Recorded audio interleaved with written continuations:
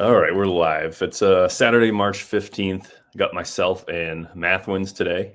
See Brian D in the chat. A lot of college basketball today. We're probably going to talk about, we'll find some college basketball plays, some NBA plays. We'll talk about some of the improvements we're making with the Discord. We got a lot going on this month, and we just added a new feature to the college basketball SharpMoney bot. So we'll be definitely checking out some of those plays. What's going on, Jeff? Not much, man. Glad to be here. It's been a minute. I think last time we were streaming, I think college football was still going on, or at least last time I was in on here. So Yeah, glad to be back. And it's been a long it's been time. too long. Yeah.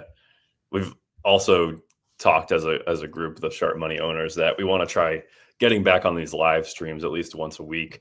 I think Jay's plays, and also Adam goes by Sigma Squirrel, will also be trying to get on a couple of these streams here and there.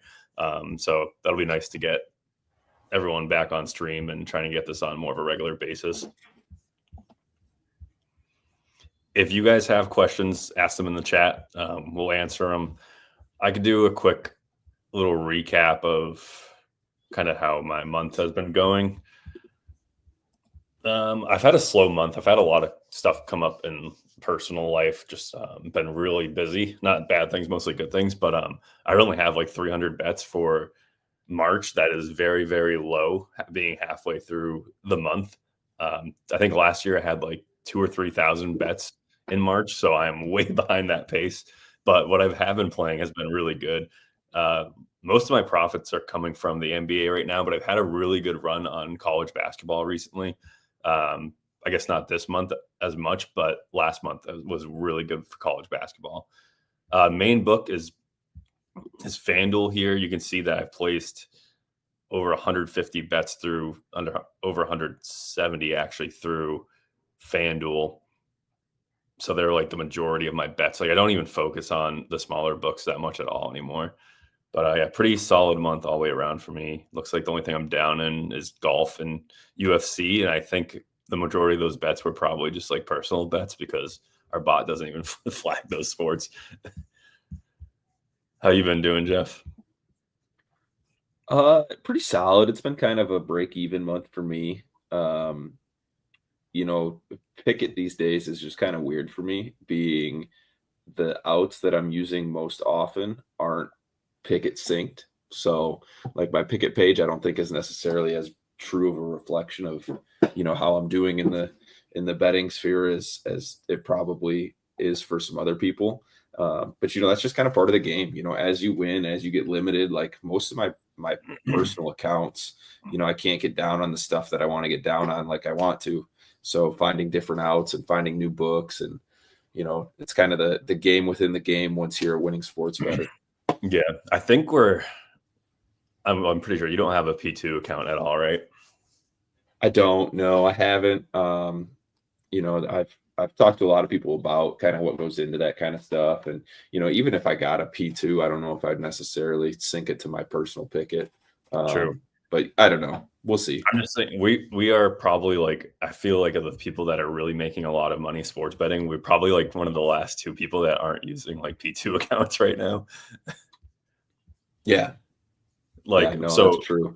Look at my alt. So this is just my own personal accounts here, almost up 60 grand all time. I still feel like I can make a good amount of money with this. So I haven't moved yet, but I don't really know if there's too much of a need to really make a P2 right now, especially if there's so many books popping up. Like the exchange books are going to be good to be able to get money down on, and they'll never limit you. And then we have books like Bet 105 that are appearing that won't limit sharp bettors. So like there's going to be some options. I think they're tougher markets to beat, tougher books to beat. But if you can figure out how to beat these books that aren't going to limit you, then there's no need to build, P2 accounts for the most part. I mean, obviously P2 accounts with the information we have today to start with, like fresh accounts would be like, I could easily make what I've made all time in 1 year, like no problem, without a question, if I just had all access to all the bonuses and max limits. But I really don't know if there's going to be a need to. Yeah, it's going to be an interesting kind of 12 months. I think, the betting industry right now is just in such flux and change with, the stuff going down in Massachusetts with them talking about limits, and then, with the regulations coming out in different states about the sweepstakes books and if those will be around long term. So, 2 months from now, we may look back at talking about this and it's changed so much in just 2 months that what we're talking about today doesn't even matter. I think that's the one like scary thing about like betting futures. You don't really know what it's going to hold. Like, so a lot of the edges that we have this year weren't there last year. The books that are here now weren't there last year. But I think if you're always in like the sharp betting groups, you are going to find new books to bet into. You're going to find new edges to play. So like, I know next year we'll just have to be learning something completely different, but I'm confident that we have like a group set up and I have own knowledge to be able to figure out next year's problems, even though I don't know what those problems are yet. Right. Well, that's the biggest thing, is you just have to be willing to evolve. I mean, you can't get stuck in your ways. If you try to do the same thing over and over again, you'll listen to some of the guys that have been doing this for a lot longer than you and I have, that, edges don't last forever. And yeah, you got to find new edges, or, you're just not going to be profitable anymore. Yeah, being able to find edges, just being a really good problem solver in the space, I think is what it comes down to. If you That's huge. Going to last, yeah. Figuring out where, you've lost your edge, where a new edge might be next year, like all that stuff is really important. So, what else do we have any updates to give before we like start looking for plays? Well, you can talk. You want to give some outlook on maybe some stuff that isn't coming up maybe within the next couple of weeks, but like down the road a little bit? Yeah. So our first mission is to get all of our current bots like bug free. Like once in a while we have like some weird bugs that pop up. So we want to make sure what our product that we have out there now is up to our standards. So that's number one. That's what we've been focusing on. I think we have a good grasp there. We're having some errors with our graphs not displaying historical line movement correctly, or just not displaying it at all. So we fixed all that stuff, and now we just finished up adding the new college basketball bot, which now will display the main lines of Circa and Bookmaker and how they move. It's just a really good representation of where the market is going, and it's going to be really helpful. We'll talk about those plays. And then also, once we have this kind of wrapped up, I'm hoping by the end of the month we'll start this project, but we're hoping to add DFS, at least starting with prize picks and underdogs. And basically, I think how I'm going to set it up is have, like for prize picks, there'll be a channel for like 2-pick plays, 3-pick plays, 4-pick plays, 5-pick plays. And each of those picks have a, their own fair value price, because the DFS books have like predetermined payouts. So we know the fair value price. So if like a play gets popped up that can fit into a 3-leg, then it also might pop up into the 4-leg channel. And then you can just look at whatever type of leg you want to build and go from there. But I think the DFS will be great for everyone. It's also I have DFS in Massachusetts, prize picks and underdog, and I have not really dipped into the DFS space yet. And I know it's really profitable. So excited to get started there, but we'll be giving you guys updates when that is starting. And once we obviously go live with it, we'll have a lot more to talk about it. But yeah, we're in the early stages of getting that going. Some big things coming. I think for a while there, the last few months, we haven't had as many upgrades and kind of new features as we would have liked. So we're kind of really getting back to that grind and making sure we improve our product, because that's just how we roll. When did SharpMoney officially launch? It was April of last year, right? Yeah, I think it was like the first or second week of April. So we are almost 1 year in. We've seen every sport. Well, we will have seen every sport twice now. So I think when we started in the MLB season last year, and we were kind of fixing stuff as we went, making the product as good as we could. And now this year, we should already be starting with a really good product going into the MLB season. And then if we want to tinker from there, we should. But I think we've basically built everything we need to build, and now it's just small upgrades and continuing to improve the product as much as we can. Yeah, Crumhead said that underdog is gone in New York. Did they get rid of all DFS, or Underdog's also a regular sports book, I believe, along with the DFS stuff? I don't know. I don't really keep up with the DFS anymore because it's been gone in Michigan for a long time. As of Over a yesterday, year. damn. Only the DFS got removed. Was it all of DFS in New York, or is it just was it just Underdog?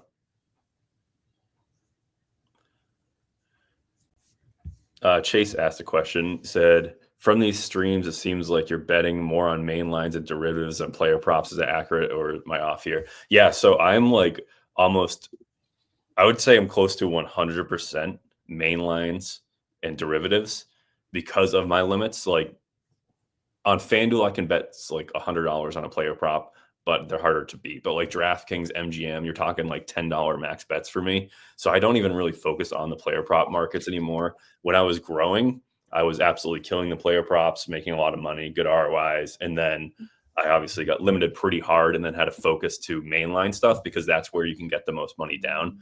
And I've talked about this all the time too, but I think we're one of the only discords that will flag like 1% EV plays and tell you to take them because of it steaming in that direction. The play should, be more than 1%. So I think to be able to bet main lines at smaller edges where, other EV discards aren't flagging them really gives us a good opportunity. And main markets aren't going to be off 5%. Like if you have your filters on another website set to 3+%, like you're never going to find a mainline spread on a main line because it's just no one's going to be 3% off of the market on like such a big market. So if you're looking at the big markets, you have to take smaller edges, but you can get more money down. So that's how I view it. I think playing main lines at the small EV percentages with the steam moving in your direction is kind of why I've been able to hold on for so long with my P1 accounts. Brayton said he's at the vet, so he won't be on stream. Hopefully everything's good there. Yeah, I was talking to him a little bit last night. He said he's hoping to catch the end of the stream, but he's on vet duty today.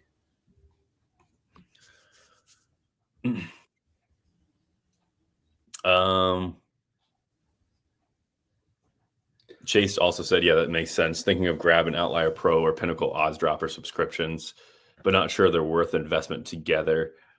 Yeah, like it depends on your bankroll. I mean, there's not a single product that is really going to do it all. So like having an Outlier Pro where you can like customize some stuff could be good. And then like Pinnacle Odds Dropper is also really good if you're trying to like check limits in markets. Hopefully that's one thing we didn't mention is that we're hoping to incorporate Pinnacle limits with our bets that are flagged against Pinnacle. So hopefully that'll be another reason for people to stay with us instead of needing like a bunch of different EV services. But yeah, every EV service does something a little bit better or worse than each other. So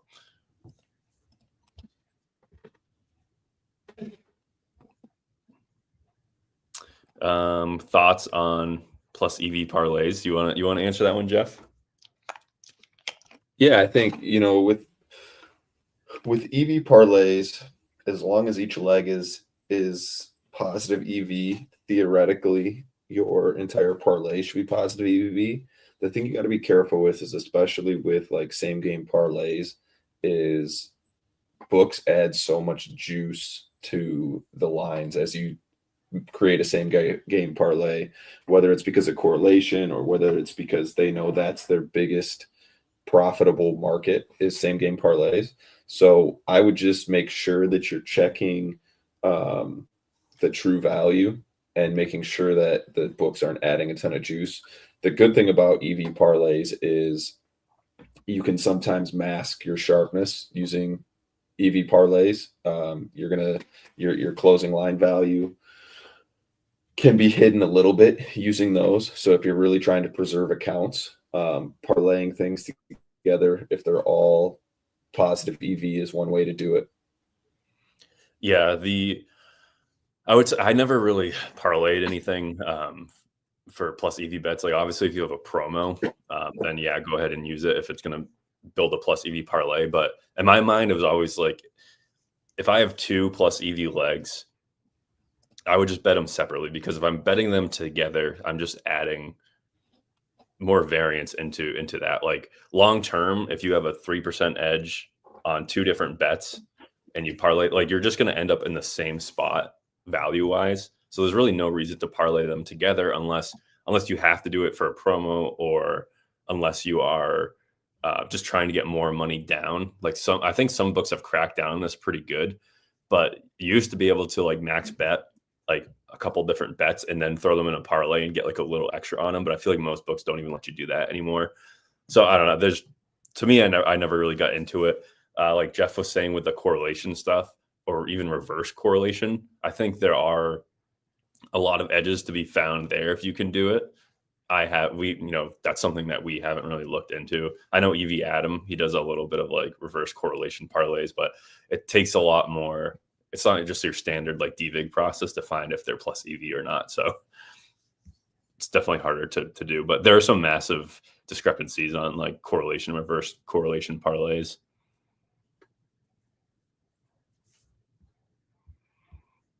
This is me getting called out in the chat for spelling. This is why I do math. Don't spell. If I got spelling errors on my Picket page, it's because I'm a math mind. Oh yeah, don't check me and spelling don't get along. Yeah. Chase also asked that he noticed I don't use traditional odd screens on the streams. I have unabated.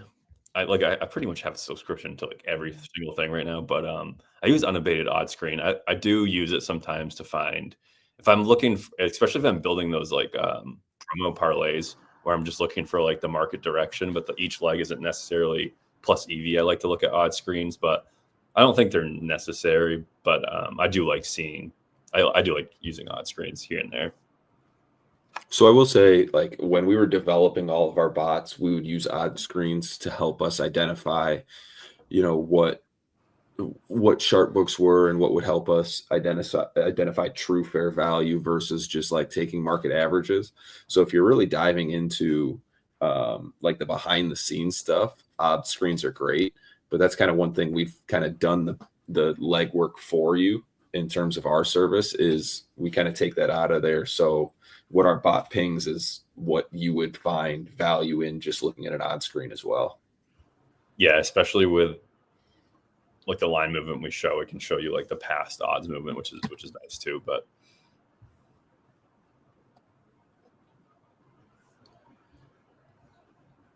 here's one from J67. What are your thoughts on increasing the amount of money you can put on a boost? I started with a $10 max, went up to 50, then 100, then now 200, back to 100.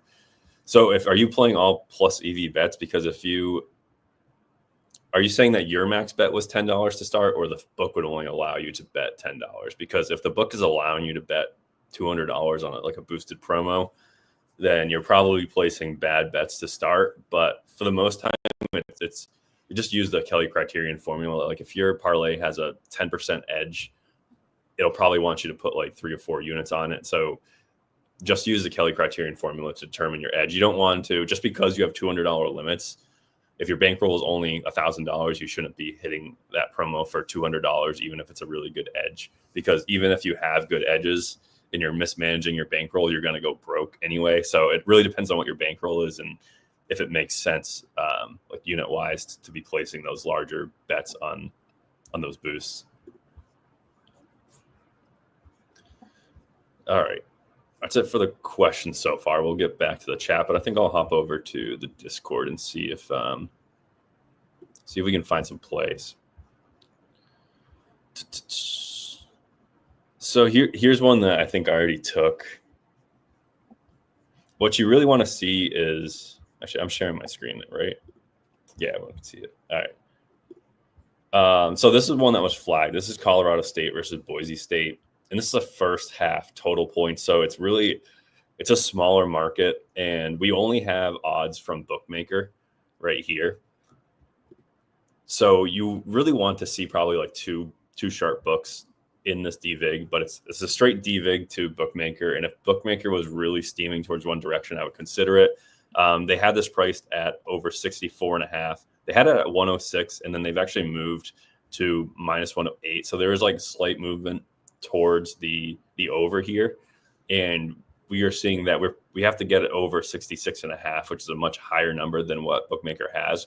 But we've built a artificial line that basically says, if you're going to price this 2 points over Bookmaker right now, the price should only be plus 137, and we're getting plus 148. So we are flagging this as a 4% EV play. But it's one of those markets where it's a first half points market, which is kind of small, and it's only a DVIG to Bookmaker. So we really want to see multiple books here. But the edge is big enough for me to play for like a half unit or something small, just because you can't trust it too much, but there is a pretty big edge here. So it's something that I would play just for a little bit, but this is not like a smash play, or you could even argue just to hold off on something like this. I think I already hit that one for a little bit earlier. So here's one I'd feel a lot more comfortable with. Maryland versus Michigan. This is another first half total, over 72.5. We have a Bookmaker and Circa DVIG here. They're both putting their main line at 70.5 right now. Oh, it just cleared. So that means that bet was gone, or the value disappeared. So I can't finish talking about that one because I don't know the rest of the stats, but let's see what other books are popping off.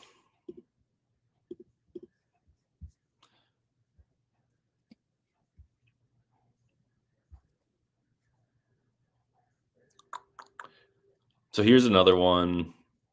This one's a pretty good play. This is on Ballybet, which is also a Canby book. They posted over 137 for this North Texas UAB game at plus 130 odds. And Bookmaker has the over at 135. Pretty much a toss-up in this market, has basically moved from like minus 102 to minus 107. Not much movement here. Circa posted the same price at minus 110. So they're saying that this line should be set at 135. But we're adding 2 points over that and getting plus 130, which we are putting at a 2% play, an EV play, and the line should be 125 in our eyes. So we're getting a better price there. So this is a play I would take. Getting some pings on FanDuel as well. I'm going to grab this one on Bally on my phone. So it's North Texas versus UAB, over 137 points for plus 130.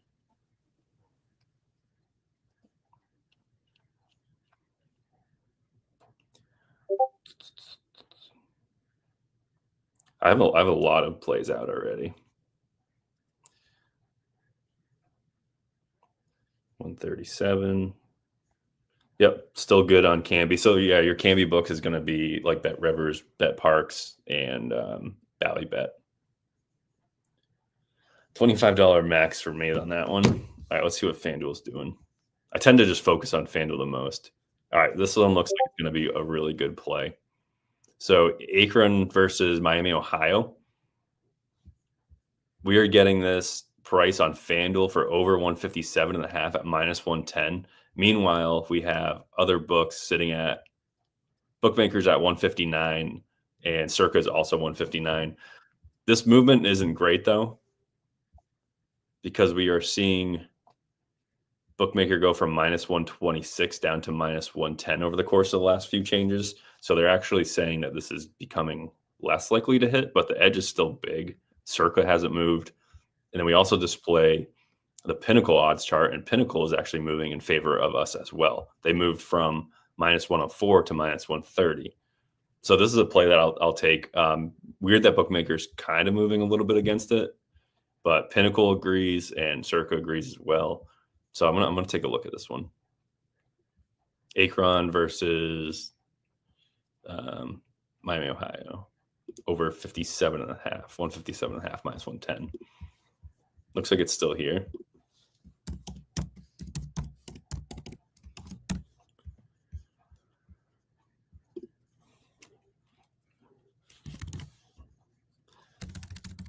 My max bet is I'm going 495.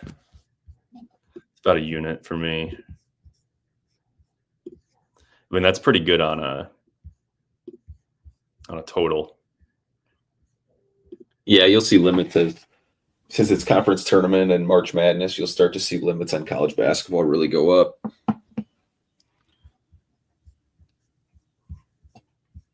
If you took any of these Bulls pings today, there's been quite a bit. Pinnacle seems I took to be a couple.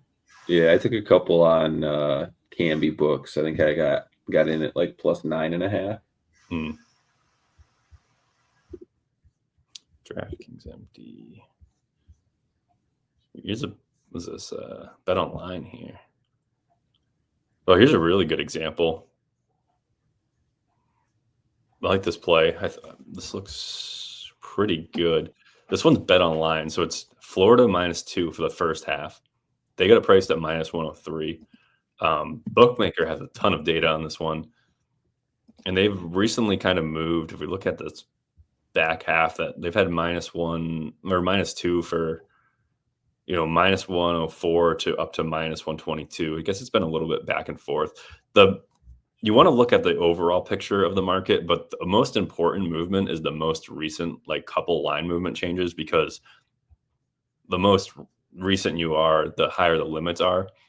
So seeing it go from -131 to -122 isn't great, but looking at the overall big picture looks pretty good. Pinnacle seems like they've bounced up and down as well. They're currently priced at -107.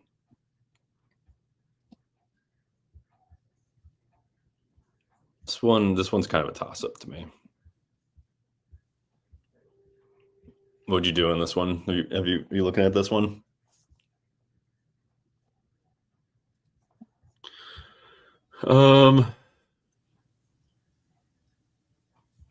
Florida.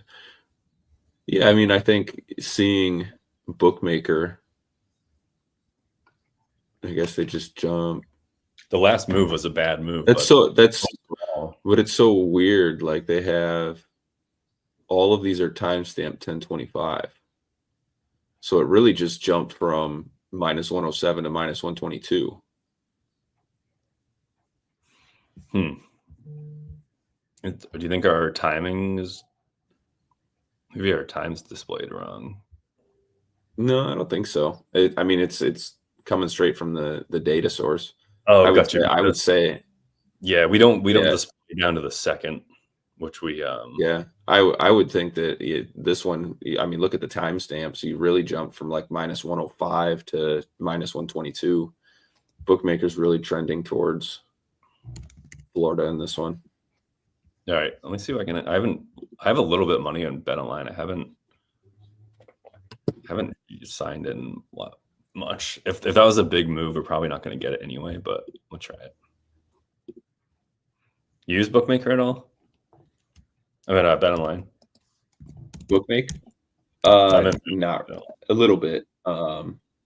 Yeah, it's one of the offshores that I use. One of those outs that is not a standard out for most people. Yeah. I always have trouble finding. But it's available to just about everybody. Yeah. All right, their UI isn't great. You can't search for anything, which sucks. But yeah, Florida is now -2.5 on Bet Online. So it was probably a good ping. We talked about it for a little bit too long. Oh, and it cleared from our channel. So the value is gone. So yeah, our bot will, if you see this empty channel here where you think you might be locked out or something, that's just the value is no longer there. And the bot just clears the bet, which the bets come and go all day long. So a lot of time it's empty. A lot of time it's full.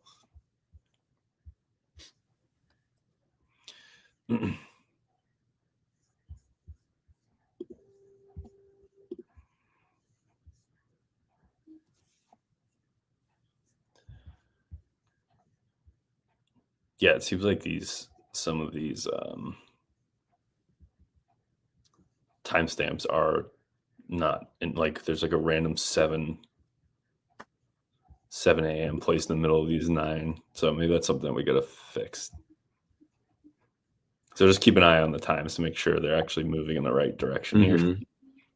Yeah, because if you put that 7 a.m. back at the beginning, it makes sense. Yeah. So it's been moving this was a bet that's moving the wrong direction. So basically started at minus 110, is now at 101. So I don't love it. Last play or last movement was from minus one. You know what it could have been? I know Woozer was changing changing it to Eastern time. Mm-hmm. So I wonder if when he changed it to Eastern time, it jumped at a certain point. I don't know. Or you know what it's doing? It looks like it's doing the same data twice. Like this block of 4 is the same data as this block of 4. But below it. You're right. You're right. So, okay. Yeah, so I'd only look at the last. Well, welcome to all the bugs that we have to find and fix as we implement new things. This one launched today, so we're gonna have a couple bugs. The EV calculation has not changed at all. Yeah, Chuck was on it in the chat. Yeah, the EV calculation has not changed at all. It's just what we display is the update. So like these EV percentages and stuff will be right, even if what we display to you might have like some weird movement in it, but. So yeah, this looks like it's doing the same thing. Or no, it's not. This one's good. So maybe, I don't know what that's about. Could just be a couple of books doing it.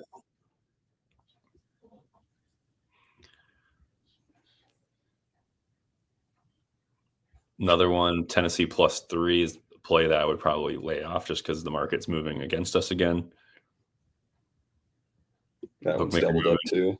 Yeah, so I'm just looking at this bottom chunk. We got from minus 115 down to minus 108. It's not like huge movement, but I've been really selective on college basketball and just picking the stuff that's really getting steam. And it's done me very well recently, so I'm not going to go off of that.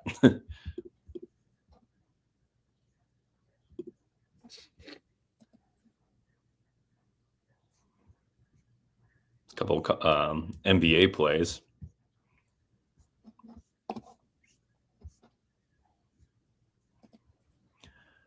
Gary Trent over 9.5 points on MGM. Plus 100. Looks like FanDuel is minus 115, Bet Online minus 125, Pinnacle minus 124. Market kind of seems like it's dropping as well. Let's see how much I can get on MGM right now. Gary Trent over 9.5. It's a really good chart. 3% EV as well. Like I said, I usually don't play these because you're about to find out what I can actually bet on these. But since we're on stream, I'm here anyway. Might as well hit them.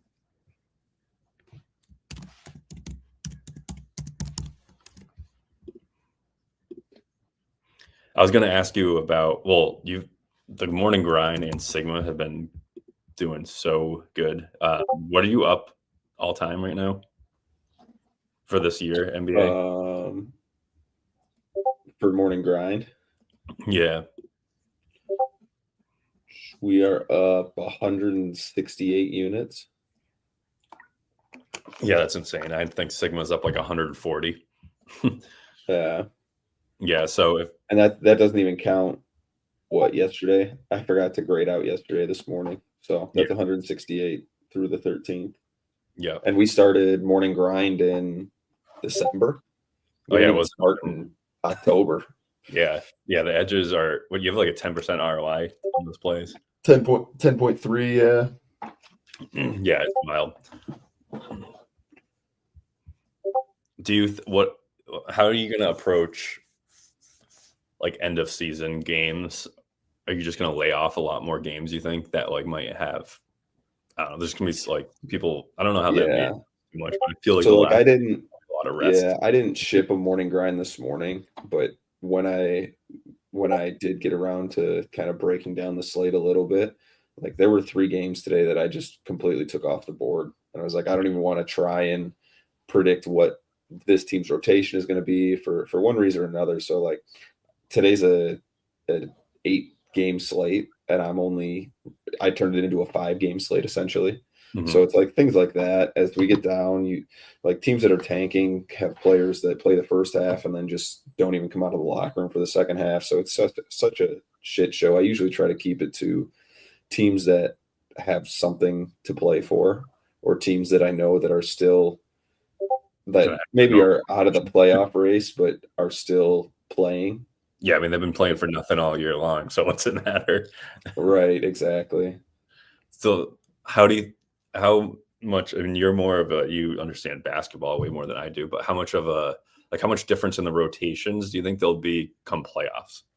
Or do the star So they're players? really, yeah, you'll see rotation. So like most teams play in the regular season a 9, sometimes 10-man rotation. You'll see most teams go to like an 8-man rotation for the playoffs. So So yeah, like the cutting the out guy that players. was playing, yeah, the guy that was playing like 15 minutes at the end of the rotation won't even play, depending on matchups. Like if there's a player that, so like what teams do in the playoffs is they really attack deficiencies in the other team way more than they do in the regular season. So like if you know a team has a player that's not a good defender, they'll put that player in, whether it's like ball screen actions or different actions, to try and get him switched on to one of their better players. So like if there's a player that's being attacked, teams will sometimes limit their minutes unless they're an incredibly efficient offensive player. So like just things like that. And it's honestly, it's kind of hard to predict the first couple games in a series, but once you have a little bit of data, so like I can make an educated guess on what I think it's going to be, but it's a whole different, it's almost like a whole different season. Yeah, it really is. Well, people that model, they say like first half of the year model might be, you know, producing 5% ROI, but your second half of the year model using the same thing might be negative 5% ROI. So it always needs to be adjusted and figured out as you go. Hmm. Mm. Yeah, no, it really does. If you guys don't know what the morning grind is, but basically, uh, Jeff, who obviously was just talking, he builds his own model and then basically posts his edges very early in the morning. Usually, like what time we usually ship, like 5:30 a.m. to 6 a.m. And the edges that he can find that early in the day are, like I said, he's literally producing 10% edges. It might be a little bit harder to get down money on these because it's so early in the day and books, have their limits a lot lower. But the value that you can get with these plays is insane. And then we have Adam posting in the afternoon, which our limits are going to be much higher. So you can get more money down, but it's much harder to find an edge. But Adam's done a great job of, I think he still has like a 4% edge posting literally like 1 or 2 hours before game time. That's really impressive as well. So it's a really good combo, but that all these can be found on the, in our products, and it's the SharpMoney origination and modeling product. But just give you guys a little plug for that, because what you guys have done this year has been absolutely insane. And I think we'll be screwing around with projecting some stuff for the MLB or in WNBA. I think you're excited to look at the WNBA stuff, right? Yeah, we're definitely going to do WNBA stuff. I'm fairly confident in, what we're going to do with that. Baseball is going to be interesting. It'll be the first time that I've really tried to model out baseball. We're just going to do pitcher strikeouts. So I probably won't even honestly like ship those as a product to start, just because I'm never going to ship anything I don't know I have an edge on. So we'll probably just have fun with those the first few months of the season and just kind of see how it goes. Yeah, I agree. I have full confidence that you're going to be able to smoke pitcher props along with maybe even, I mean, if you can get down the strikeouts and stuff, I bet you can probably get into outs and innings pitched and things like that. So I'm sure there'll be, once you dive into it, you're going to learn a lot and figure a lot of stuff out. But if you can beat the NBA props, I don't think you're going to have a problem beating WNBA props or even WNBA spreads and totals. I think they're going to be pretty beatable. Yeah, for sure. Jess just posted a good question in chat if you want to take it, or I can. But says they're trying to stop arbing and kind of getting into value betting. How do you deal with the variance? I'll pull that question up. It just takes a lot of, first of all, you just have to be really confident in the math and that the plus EV betting actually works, because you're going to doubt yourself through the downswings. You're going to want to give up. So you really need to understand that it all works out in the end. If you don't understand the concepts behind it, then you're going to quit during your downswings. But I'll say it's really just experience. Like, it probably took me well over a year to like stop sweating like my swings. And then after that, you just start slowly getting comfortable with them. And like, it just really takes a long time. Like you have to just get comfortable with being uncomfortable is really what it comes down to. And it's a hard thing. And that's why people like to R bet and not EV bet, even if you can get more value and longer account longevity through EV betting. People just do R betting because it's a lot. I'm not gonna say it's easier to R bet, but it's easier to know that you're just winning money every day instead of going through these swings and just trusting the process. Like a few months ago, I lost like back-to-back months betting. And it's like you put all this time and work into something and you're just donating your money basically for 2 months, but then everything kicks right back. And, you know, it always works. So it's really just experiencing the swings over and over and over and over again. You'll just end up getting used to it, but it is really tough to deal with the variance. Anything else you want to add to that one? Yeah, I mean, that's the biggest thing. I would say as a starting EV better or value better, you know, finding edges versus arbing, start small. I wouldn't even bet, like we typically encourage people to have a 1% unit size. If you're just starting, until you kind of get the hang of it and kind of understand what you're looking for and what a good play is and really dial in what has an edge and what doesn't, I would start with even smaller than a 1% unit size. Too many bettors go too heavy too fast and have too big of a unit size and don't know what they're doing yet. And that's how you go broke. So start small, and then you'll start to, if you're really invested in it and you want to learn, ask a ton of questions, find people that know what they're doing and just kind of pick their brains. You'll pick it up really quick if you're invested and you want to put the time into becoming a profitable bettor. And once you start to kind of know what to look for, you'll know you have an edge, and that's when you just have to remove your emotions from upswings and downswings. Yep. So the like looking back at since I've done it for so long and I've experienced all the swings, like I always look at this overall big picture chart. And if you just look at this, it looks like it's just a smooth sailing ride, 3.6% ROI and just smooth sailing. But in this stretch was like, I think I went on like a 4-month stretch where I was just like break even. It was like through August through like towards this winter. It was like 4 months of just a struggle. But when you look big picture, it really means nothing. Even some of these little dips, I remember having like, I only had $7,000 in profit in July, and I lost, like $1,000. Like I remember those days, like I would never recover from them. And now they're like, you can't even see the dips on the chart. So just stick with it, trust the process. Just make sure you're actually finding plus EV plays, because I think a lot of people also lose money plus EV betting because it's not exactly a science. Like there is some art to it. So that's one thing with R betting. Like, your chart's going to go up, but you could think that you're EV betting correctly and you're just losing money. So it's really good to evaluate like what you have going on. I think that might be the next question too, actually. So here's one. You want to look at this one, Jeff? Analyzing. Yeah. So this is the like a must do if you want to be a profitable sports bettor, is going back and kind of analyzing previous months, previous 3 months, and just kind of figuring out, like we said at the beginning of the stream, like your edges don't last forever. And, sometimes when that edge starts to go, you've got to understand that, this isn't just a downswing. Like I have to reevaluate my edges. So that's kind of the biggest thing for what I do. But like, you also got to figure out like where you're bleeding. So different EV services do things a little bit differently. So like what I would do is like figure out where your bets are coming from. Like, where's the source coming from? Are they coming from SharpMoney? Are they coming from a different service?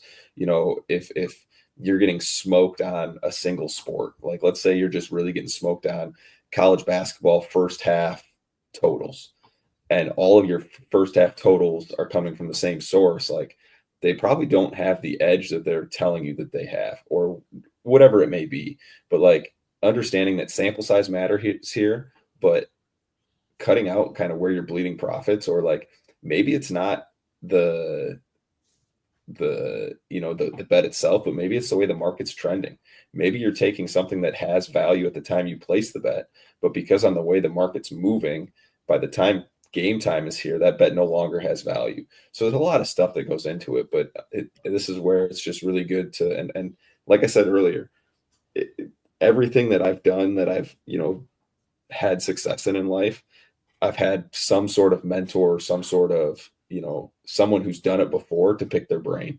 So that's going to be huge, but you're right on the spot. Like looking back at past data is key to continuing to improve your craft and continue to beat the books and be profitable.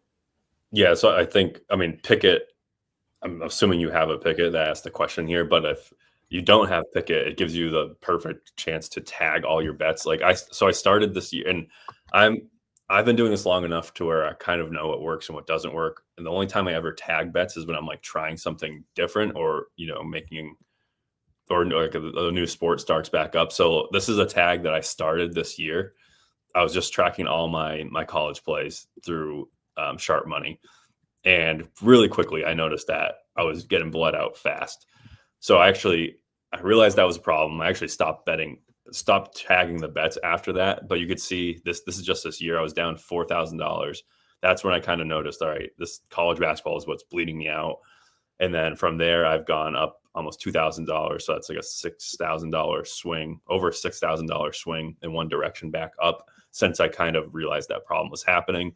And that was me only taking bets that were moving in the favor of my plus EV play. So it's basically what Jeff was just saying. I was grabbing any EV play that there was on college basketball, probably because I was excited for the year to start. I wasn't being that selective. Realized like, hey, I got to be really selective with these, and only find ones where the lines and the books are moving towards my bets. And ever since then, I've done really well in college basketball. So hopefully riding that through to March Madness, and our new bot gives us the perfect opportunity to see where the market's moving. So yeah, no, for sure. And that's the biggest thing, is just kind of, different markets have different things that you're going to be looking for. It's not like it's not as simple as do this, this, and this in betting and you'll win. Yeah, it's all. So the one thing I will say is like, you can always like just go, if you're struggling, just like go back to the basics. Like only bet the mainline stuff, only bet plays that are steaming in the right direction, only bet plays that are, plus 150 or lower. Like just get back into like a winning mindset, and it'll change. Like just going, like dropping all the extra stuff that you tried adding in is also important sometimes, just to see some green. All right, yeah, I will say go ahead. No, go ahead. I was going to answer a different question. I was just going to say when I have a downtrend that lasts for a long time, it's because I'm trying to push edges that aren't necessarily as big as I think. I agree. Yeah, that's like, trying to do stuff that you typically don't do. Once you have a base of what works, like the main market's steaming in one direction, that will always be a good play. So like, just go back to the basics if you need to. Yeah. Kenny G asked, how does this compare to OddsJam? Well, we pretty much have exactly the same data OddsJam has. So we have all the same information. Obviously, we're just a Discord. So you can't customize like you can on OddsJam, like set different filters and things like that. So I would say it's good and bad for new bettors. You might want to kind of get like spoon-fed the plays like our Discord gives you. There's still some learning curves with our Discord, because we do look at the market trends, and you need to be able to understand how those work. Obviously, we are way cheaper than OddsJam, especially if you're looking at like their platinum plan. You're talking like $1,000 a month for like Circa and Bookmaker line movement, and we give that to you for $50 a month. So OddsJam for a pro, like a more professional bettor, is, you might be able to get that $1,000 worth of value. Me and Jeff both used it. We had much better prices than $1,000 a month, but we both started out with OddsJam, and it definitely served its purpose and taught us a lot. And the ability to obviously customize your own stuff and figure out, what works and stuff is great. But like value to value, I think our Discord and even other Discords give a lot more value than OddsJam. Plus, the community is part of what's so good. I mean, OddsJam does have a pretty decent community now that I think about it. I guess they built their own Discord and stuff, which I don't know too much about. So I'm not going to actually, the community is probably good. But for a while, they didn't have any community at all. Yeah. And I think that's, honestly, having community and other people that are trying to do the same thing as you and just people to bounce ideas off of and ask questions to, in terms of just that, the subscription's worth it just to have that to be able to do on a daily basis. Yeah. Here's another question from Jess. He's asking some good questions. How can you tell if a certain book is sharp in a certain market? Like he's heard that FanDuel is sharp when it comes to NBA props. So this doesn't directly correlate to FanDuel, but the sharper the book, or a sharp book will take higher limits on a bet. So if a book is willing to take $500,000 or $50,000 on one side of a bet, and another book is only willing to take $1,000 on that same bet, then the book offering $50,000 is clearly going to be sharper because they're more confident in letting you wager more. So really easy to see the sharpness in books like that. With player props, there's no book that really is taking too much more action than other ones. Like Mainlines, Circa, Bookmaker, Pinnacle will take a ton of action, but they won't take too much action on NBA props. FanDuel does actually take quite a bit of action on FanDuel, but it's really talking to other people in the community. Like I think myself, Jeff, and Jay all had conversations like last year or the year before that we were just kind of getting crushed on like FanDuel NBA props, and basically talking to like everyone in the community is like, yeah, we can't beat NBA FanDuel props by positive EV betting. So then everyone started using them as a sharp, and that's the whole plus EV community is in complete agreement that FanDuel is sharp on NBA player props. Like no one's even questioning that, and it's really just tracking. Well, I don't know about that. Plus EV. I would say I would say time of day matters though. I would not take FanDuel as sharp in the morning. You talking close to game time, I agree with you, but the FanDuel is their opening lines in the morning are extremely beatable. By originating or EV betting? You can EV bet them. There's books that you can look at. You can look at other books compared to FanDuel in the morning and beat them. Yeah. So that's the other thing that's opened my eyes up too, is with you originating stuff, is like I've always had this, understanding that FanDuel is the sharpest. But when it comes to someone that's modeling something, you can find 10% edges on FanDuel. So it's like they're not really that sharp, but they might just be sharper than the other retail books.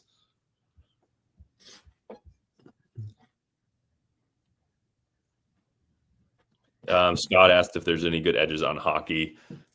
Yeah, like all the mainline stuff, you should be able to get good edges on when the market's the thing with hockey that you just have to understand is because hockey is so different than hockey and baseball are very similar, I guess I should say, in the fact that the amount of points or runs scored in a game are so few compared to the other sports that the volatility in outcomes is just a lot higher. So like you can be on, like hockey is just one of those sports where you can get really hot or really cold more often than you can in the other sports, just because the variance is higher. So you may be on good plays for hockey and you may be losing for a month straight. It's just a weird sport to bet in general because the outcomes, the amount of points scored in a game is just so fewer. Like usually in a hockey game, almost every total is 6.5 over or under or around there. Yeah. I'm going to pop over to the Discord real quick because I just got a really good ping on my phone that we should look at. Let's share this tab. So this is another Canby book play. This one starts in a minute here. Norfolk State versus South Carolina State. Bally's putting under 141 at plus 123. This is one of those plays that we're talking about steam in the right direction. Bookmaker had minus 110, and now they're minus 123, meaning they're putting more juice on this side, which means they're giving a less of a payout, which means it's a more likely outcome now. We're getting insane value at plus 123. Circa is at 143 for the main line, and then we also see Pinnacle is at minus 102. So they're just like not even close to the market on this one. Let's see if I can play this one. It's about to start right now, so maybe the limits will be high.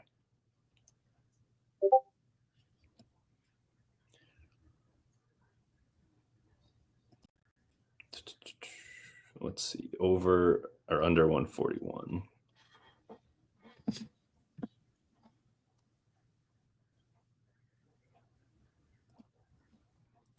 Yep, it's still 123.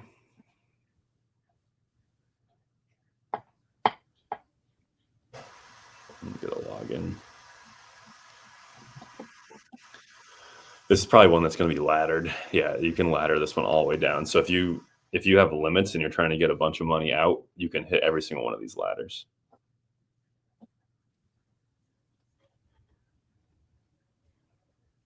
Which looks like I'll be hitting them all for like $23.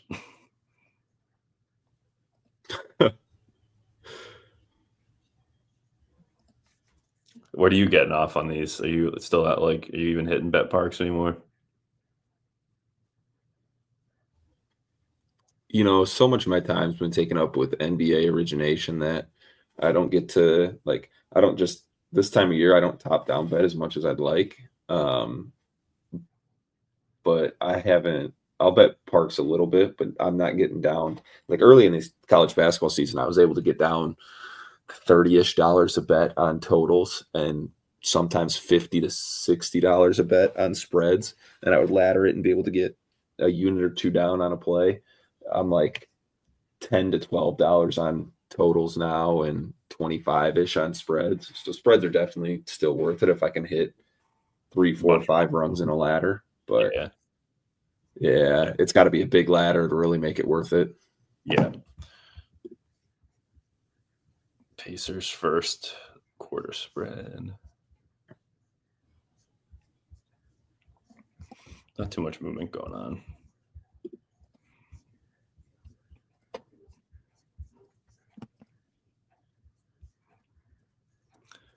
Is it NBA player prop? I'd take on DraftKings. Let's see what we can get down here. Aaron Nesmith under 4.5 rebounds, minus 120. Whole market is lower. FanDuel's at minus 152. BetOnline minus 140. So we'll try it here on DraftKings.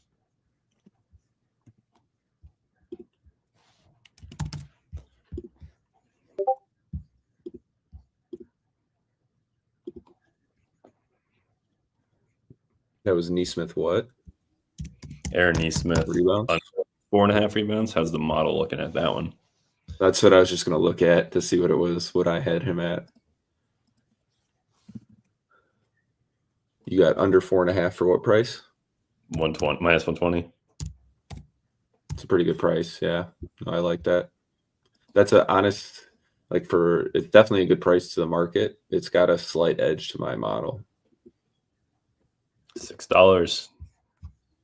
The market's pretty much sitting kind of right at DraftKings moving up. My number is. Yeah, you got it more like plus one or minus 130, minus 140.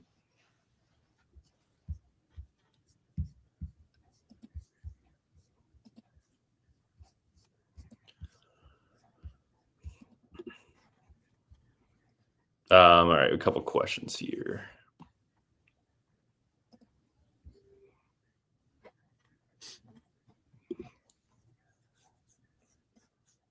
All right, we get a question. How do you know which bets to take and which ones to avoid from the bots? I just joined yesterday.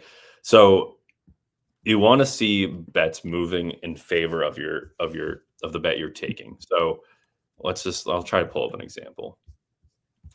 I would say that the biggest rule of thumb or the biggest mistake that I see new members make is they don't follow market movement.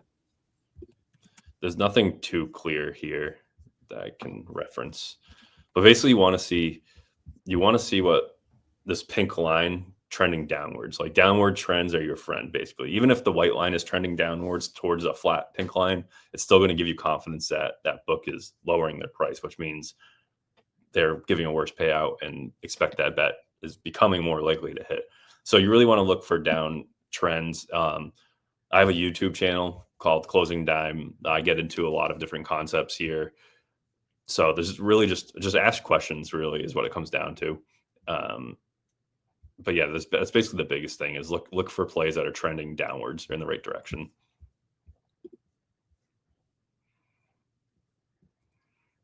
So Chase also asked, is the Discord $50 flat or is it tiers? Yeah, we have a bunch of different.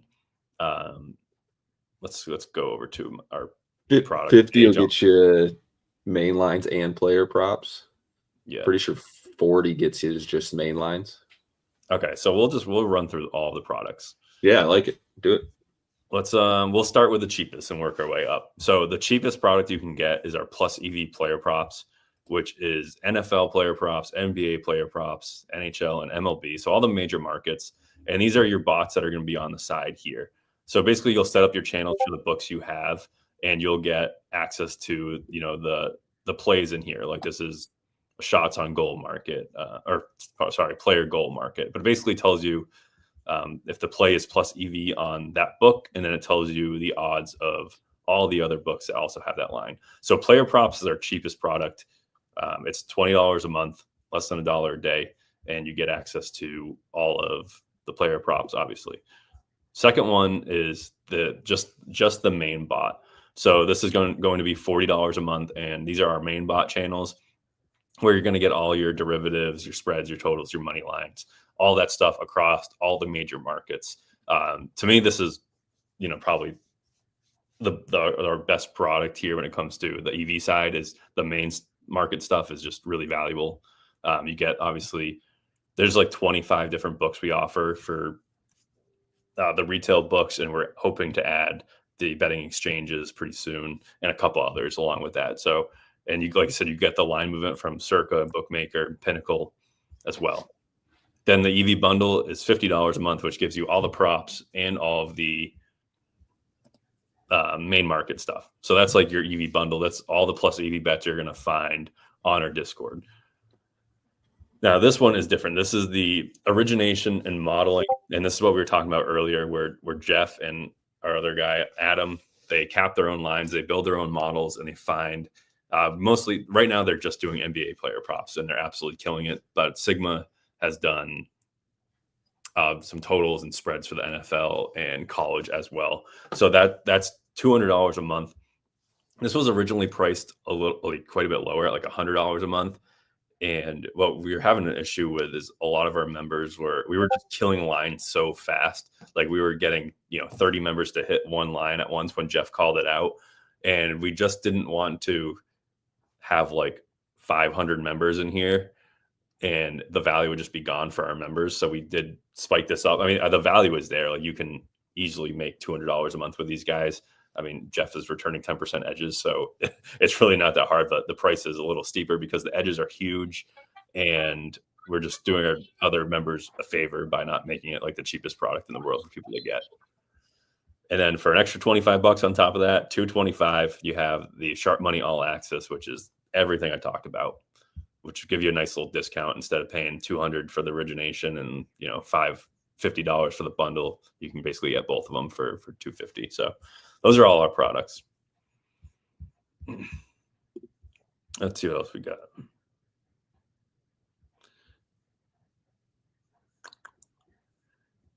Johan said, good morning. Good morning. Are they self-made bots? Yeah, so all the DVIG process, everything like that is all self-made. We basically work with a developer because none of us can code. We're all just really good at sports bettors. So we basically work with the developer, throw him our ideas, and he puts the bots together essentially. But it's all of our own. Like we just write him a large Google Doc with like how this should work, and then he does the coding and make it happen. So all of our DVIG, like how we DVIG every market is all we've done it ourselves. So the only thing we pay for is our data, getting the access to the odds of the retail books and the sharp books. So, but yeah, everything is self-made here. You won't find our bots anywhere else besides here.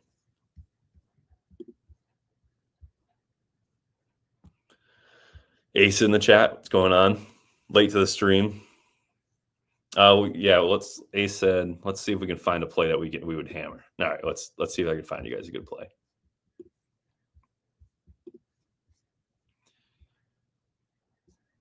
We want one with a good trend, which I think I was just kind of looking and didn't really find too much.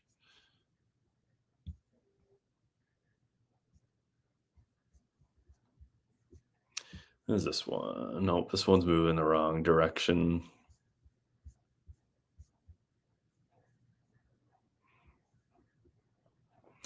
So this is definitely not a hammer play, but the Bulls plus 9.5, minus 118.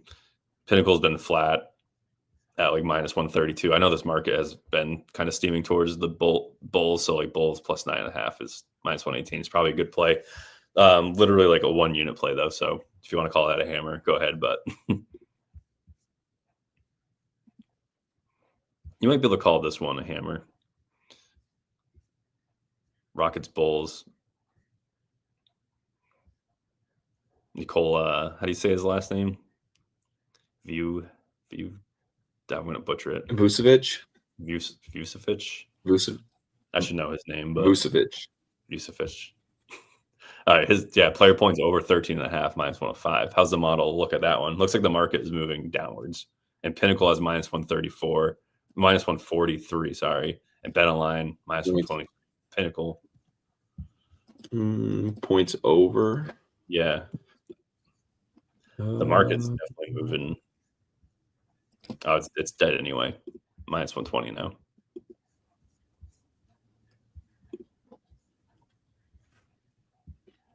Yeah, this is so the fun thing about modeling, or the interesting about modeling, is you're not always right.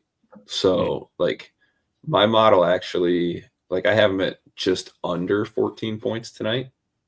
I got them at like 13.7. So this to me would be I guess at minus 105. Let me see what DraftKings. They just I guess it just bumped. Yeah. At minus 105, like it doesn't show value to my model, but the market's also moving against my model. So this is one that you know, I just wouldn't play it. Like for me to play something off my model, I have to like it, and the market can't disagree with me. I'm not going to go, like, the market has so many people betting into it that I can be wrong. My model's not 100% law. So that's the fun thing about modeling is you have to trust your number, but you also have to understand that you're allowed to be wrong and you can be wrong. And having both your model and market agreements is huge, because if you just say I'm right 100% of the time, you go broke. You got to listen to the environment of the market as well. Exactly. Here's a question, like, how is there a DVIG different than unabated outlier? Well, outlier is you do your DVIG yourself. So you select what books you want DVIG, and then you can change, the weights there. Unabated, I don't think any of their information is public on how they DVIG, and we're pretty straightforward with how we DVIG or what books we're actually using, because we list them in all of our plays. But yeah, everyone DVIGs differently. The big thing with us is that we show the movement of the books. So that's our main edge, I would say, to the rest of the competition, is we find probably the same EV plays they find, but we display it in a more user-friendly way to understand where the market's moving. Brayden asked if we're going to be on for a few more minutes. I'm sure he's trying to hop on a stream. I probably got like 10 minutes left. I don't know about you. Yeah, I don't have a ton of time. Only reason I'm here is because the little man's down for a nap. Yeah, and that could be. I could be gone in 1 minute. I could make it to the end of the stream. Yeah.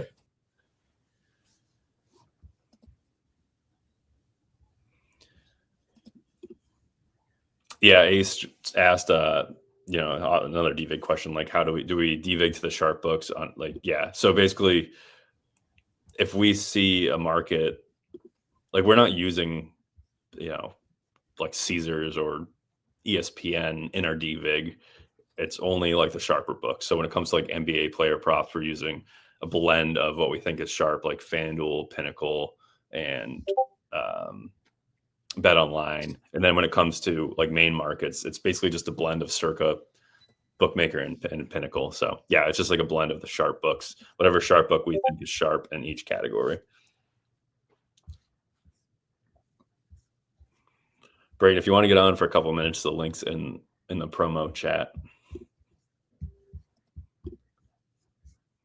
But yeah, we only got a couple minutes left probably. If you go to it can Parks, be. Yeah, there's a nice Spurs ping. Yeah, this is a really good ping. This is more of one of those hammer plays where we see the pink line dropping is what we want to see. Pinnacle is at minus 122 and they just dropped down to minus 147. So I guess if someone just got ruled out or someone is ruled in, I guess, for the other side of the line. Some type of big news dropped for like a 20 Don't think swing so. up. I think this is just I would probably bet limits just went up. Well, I bet it's what, noon Eastern. I bet limits just went up. I could hop over to Pinnacle Odds Dropper after I place this bet and see what's going on. I guess because there's no news that would have, I guess, unless somebody didn't go to shoot around or something. I haven't seen any news that would make that happen. But this is also one of my avoid games for today, so I'm not really that locked into what's going on. All right, price is still there in the Canby books. I actually got a nice little middle on this game. I was on the Pelicans early. Oh, nice. A little EV on both sides, maybe. Man, I've actually ran through my I only had like $1,500 in Valley because I usually can't get that much down, but I just ran through it all today. And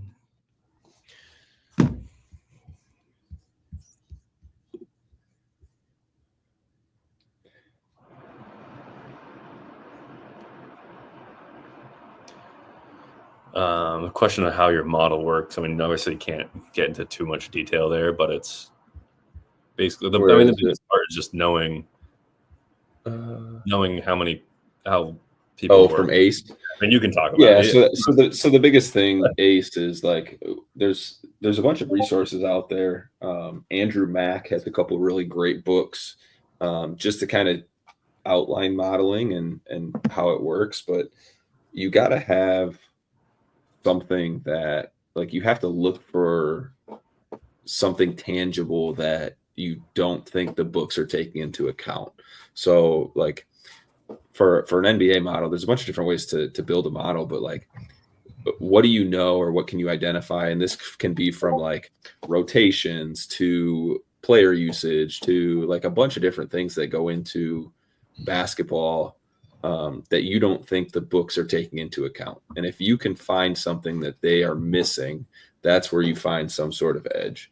So it's, I mean, like Robbie said, like, I'm not going to give my edge away, like what I do that I don't think the books are taking into account. But if you're going to model, that's what you have to find. Yeah. There's not too much you can say about it without it. Will, even if you know what to do, putting it all together is also very difficult. Yeah, no, it's a time-consuming process. That's for sure. Yeah. Brayden, what's going on? What's up, boys? How's the vet? Oh, dude, brutal. It they ran 45 minutes behind like normal, and I'm now break even for the month because of them. Damn, that's nice. Yeah, that's our those profits go quick. Yeah, negative EV for sure. For sure. That's funny. What we doing? Just looking at a couple plays in the Discord. Yeah, we were kind of just poking through some of the stuff. There's been a lot of good questions and stuff, so we've had time to talk through them. But yeah, what was that? Something just like Michigan with Wisconsin plus 3.5 just pinged.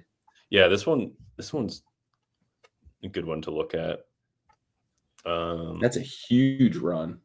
Yeah, it is actually. That bounced from 13 to minus 110. Holy shit. Yeah, we'll take this one. I don't even have any more money in this Bally's right now, though. Damn it. Wisconsin plus 3.5, minus 114. I think that's definitely the right side of it. Yeah, I love all this new information. It's just getting so used to looking at it now. You'll get used to it. Like, Oh yeah, it's good stuff, man. So this one is a bet the numbers versus bet. Well, I guess no. it's I both. want Michigan State to lose. It's both. I want Michigan State to lose. But I also want to beat Michigan. So for those of you that don't know, I'm a huge Michigan fan. So like I want Michigan State to lose, but I also want to beat their ass in the Big Ten title game tomorrow after we beat Maryland later today. So same place pinging on DraftKings. Yeah, Yeah. that's what I'm looking at now. So it's moved from minus.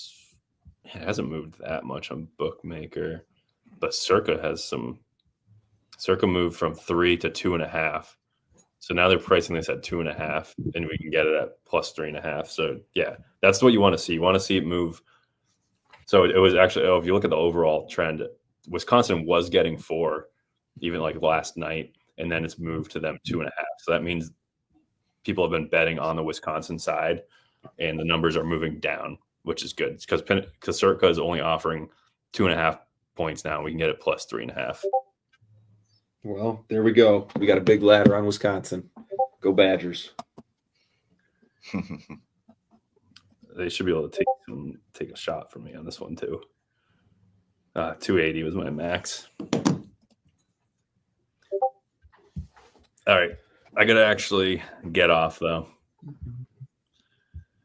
So I'll just end it though. But sorry for hopping right off when you came, Braden. But it's all good, I gotta run too. All good. all right, see you guys Later. Bye. Later.